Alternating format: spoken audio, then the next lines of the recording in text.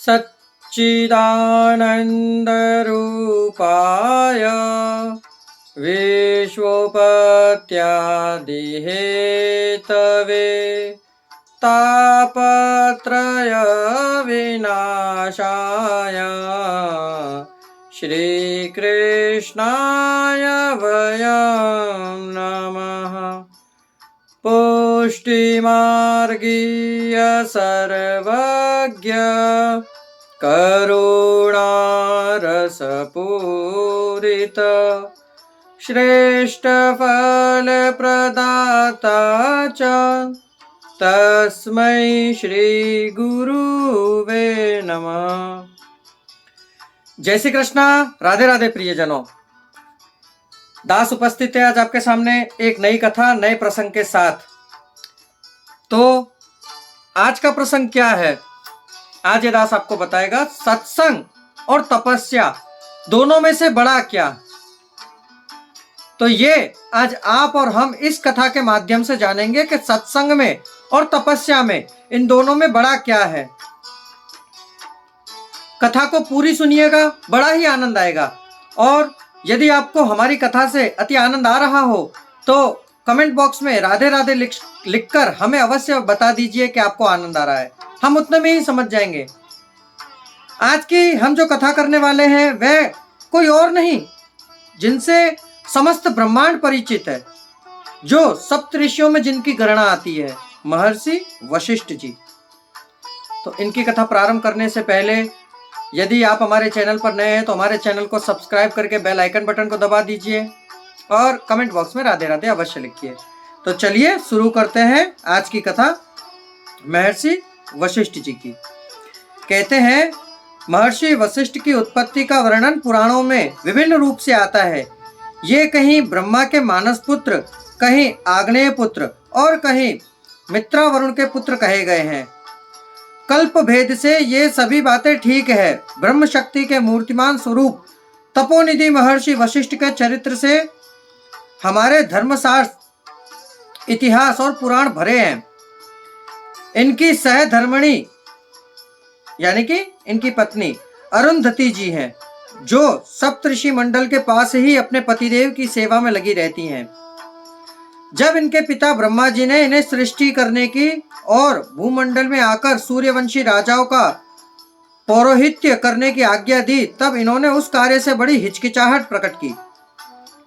फिर ब्रह्मा जी ने समझाया कि इसी वंश में आगे चलकर पुरुषोत्तम भगवान श्री राम का पूर्ण अवतार होने वाला है। अतः इस निंदित कर्म के द्वारा भी तुम्हें बड़ी ऊंची गति प्राप्त होगी। तब कहीं उन्होंने आना स्वीकार किया। यहाँ आकर इन्होंने सर्वदा अपने को सर्वभूत हित में लगाए रखा। जब कभी अनावृष्टि हुई, दुर्भिक्ष पड़ा, तब इन्होंने अपने तपोबल से वर्षा कराई और जीवों के अकाल मृत्यु से रक्षा की। इक्ष्वाकु, निमि आदि से अनेकों यज्ञ कराए और विभिन्न महापुरुषों के यज्ञों में सम्मिलित होकर उनके अनुष्ठानों को पूर्ण किया। जब अपने पूर्वजों के असफल हो जाने के कारण गंगा को लाने से भगीरथ जी को निराशा हुई, तब इन्होंने उन्हें प्रोत्साहन देकर मंत्र बतलाया और इन्हीं की उपदेश के बल पर भगीरथ महान प्रयत्न करके गंगा जैसी लोक कल्याणकारिणी महानदी को हम लोगों के लिए सुलभ कर दिया। जब दिलीप संतानहीन होने के कारण अत्यंत दुखी हो रहे थे, तब उन्हें अपनी गौ नंदनी की सेवा विधि बताकर रघु जैसे पुत्र रत्न का दान किया। दशरथ की निराशा में आशा का संचार करने वाले यही महर्षि वशिष्ठ थे। इन्हीं की सम्मति से पुत्रेष्टि यज्ञ हुआ और फलस्वरूप भगवान श्री राम ने अवतार ग्रहण किया। भगवान श्री राम को शिष्य रूप में पाकर वशिष्ठ ने अपना पुरोहित जीवन सफल किया और न केवल वेद वेदांग ही बल्कि योग वाशिष्ठ जैसे अपूर्व ज्ञानमय ग्रंथ का उपदेश करके अपने ज्ञान को सफल किया। भगवान श्री राम के वनगमन से लौटने पर उन्हें राज्यकार में सर्वदा परामर्श देते रहे और उनसे अनेकों यज्ञ यज्ञादि करवाए। कहते हैं महर्षि वशिष्ठ काम क्रोधादि शत्रु पराजित होकर उनकी चरण सेवा किया करते थे। इसके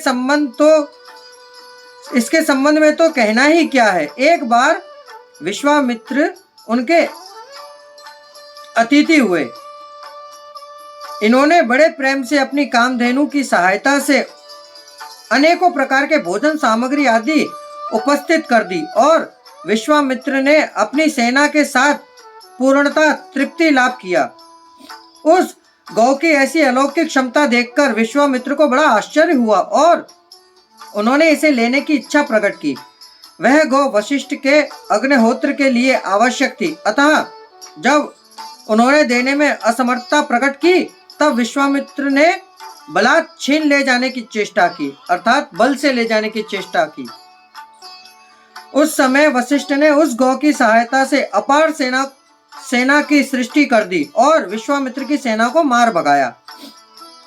क्षत्रिय बल के सामने इस प्रकार का ब्रह्म बल का उत्कर्ष देखकर उन्हें हार माननी पड़ी, परंतु इससे उनकी द्वेष भावना कम न हुई, बल्कि उन्होंने वशिष्ठ को हराने के लिए महादेव जी की शरण ग्रहण की। शंकर जी की कृपा से दिव्यास्त्र प्राप्त करके उन्होंने फिर से वशिष्ठ पर आक्रमण किया, परंतु वशिष्ठ के ब्रह्मदंड के सामने उनकी एक न चली और उनके मुंह से बरहस निकल पड़ा।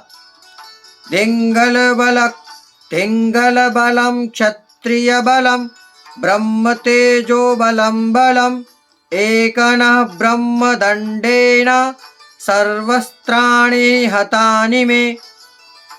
मतलब अनंत पराजय स्वीकार करके इन्हें ब्रह्म तत्व लाभ के लिए तपस्या करने जाना पड़ा। महर्षि वशिष्ठ क्षमा की तो मूर्ति ही थे। जब विश्वामित्र ने इनके 100 पुत्रों का संहार कर दिया, उस समय यद्यपि इन्होंने बड़ा शोक प्रकट किया, परंतु सामर्थ्य होने पर भी विश्वामित्र के लिए किसी प्रकार के अनिष्ट का चिंतन नहीं किया, बल्कि अंतकरण के क्षणिक शोकाकुल होने पर भी ये अपने निर्लेपता और असंगता को नहीं भूले।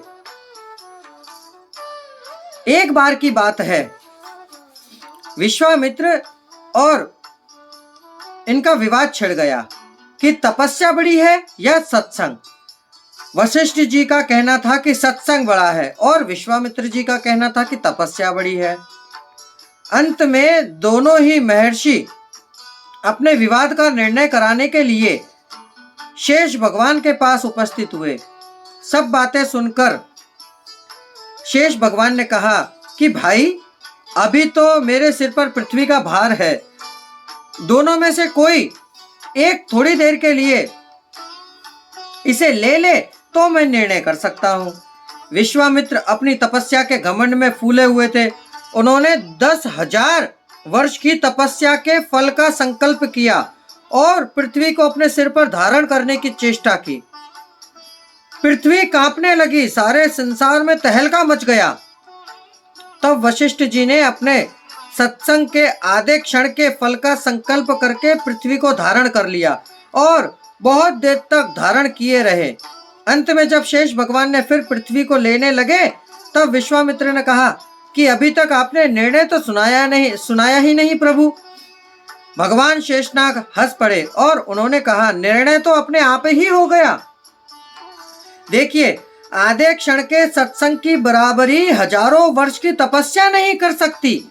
फिर क्या था, दोनों महर्षि तो थे ही, यह तो सत्संगी महिमा प्रकट करने का एक अभिनय मात्र था। दोनों ही बड़ी प्रसन्नता के साथ अपने अपने आश्रम पर लौट आए। महर्षि वशिष्ठ योग वासिष्ठ के उपदेश के रूप में ज्ञान की साक्षात मूर्ति हैं और अनेक यज्ञ यागों तथा वशिष्ठ संगीता के प्रणय द्वारा उन्होंने कर्म के महत्व और आचरण का आदेश स्थापित किया है। उनका जीवन तो भगवान श्री राम के प्रेम से सराबोर है। हमारे इतिहास पुराण में इनके चरित्र का बहुत बड़ा विस्तार है। उन सब बातों का अध्ययन तो मैं उन्हीं में बता सकता हूँ। यहाँ तो केवल उनके जीवन की 2-4 घटनाएं ही उदित की गई है। महर्षि वशिष्ठ आज भी सप्तऋषियों में रहकर सारे जगत के कल्याण में लगे हुए हैं। देखिए प्रियजनों, इस कथा से आपको और हमको क्या सीख मिली कि आप यदि तपस्या करते हैं, तपस्या, तो उसमें आप हार सकते हैं, परंतु सत्संग, हमारे गुजरात में एक कहावत है, एक सुंदर सा भजन है, चालो रे जइए सत्संग मां, सत्संग मोटू धाम छे, सत्संग मांथी रजा लईने सौने जय श्री कृष्ण छे। सत्संग यदि आधे घड़ी का भी आप करें, आधी घड़ी,